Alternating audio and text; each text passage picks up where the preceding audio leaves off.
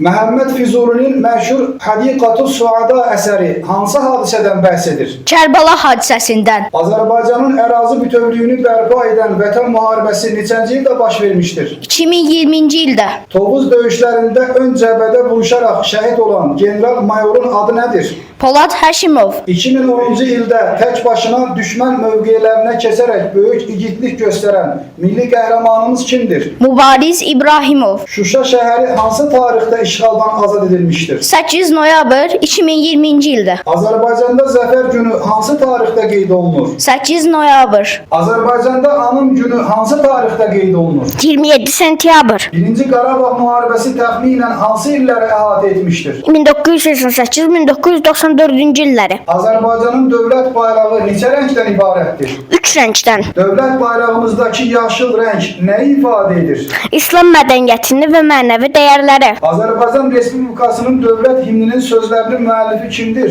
Əhməd Cavad. Azərbaycan Respublikasının dövlət himninin musiqisinin müəllifi kimdir? Üzeyir Hacıbəyli. Çırpınırdın Qaradəniz şeirinin müəllifi kimdir? Əhməd Cavad. Şəhid sözü nəyi ifadə edir? Vətən, din və müqəddəs dəyərlər uğrunda canından keçən insanı. Azərbaycan Xalq Cümhuriyyəti hansı tarixdə elan edilmişdir? 28 may 1918-ci ildə. 28 may Azərbaycanda hansı bayram kimi qeyd olunur? Müstəqillik günü kimi qeyd olunur. 18 oktyabr Azərbaycanda hansı əlamətlər gün kimi qeyd olunur? Müstəqilliyin bərpası günü kimi. Şuşa bəyannaməsi hansı iki qardaş ölkə arasında imzalanmışdır? Azərbaycan və Türkiyə arasında. Vətən uğrunda döyüşərək sağlamlığını itirmiş qəhrəmanlara nə deyilir? Qazi. Azərbaycanın gələcəyini kimlər quracaq? Elmli, imanlı, əxlaqlı və vətənpərvər gənclər. Məhəmməd Füzulinin əsərlərində ən çox hansı mövzular ön plana çıxır? Allah sevgisi, Peyğəmbər sevgisi və yüksək mənəviyyat. Nizami Gəncəvi əsərlərinə adətən necə başlayırdı? Allaha həmd, Peyğəmbərimiz sallallahu aleyhi və səlləmə salavatla. Klassik Azərbaycan şairləri əsərlərində Peyğəmbərimizə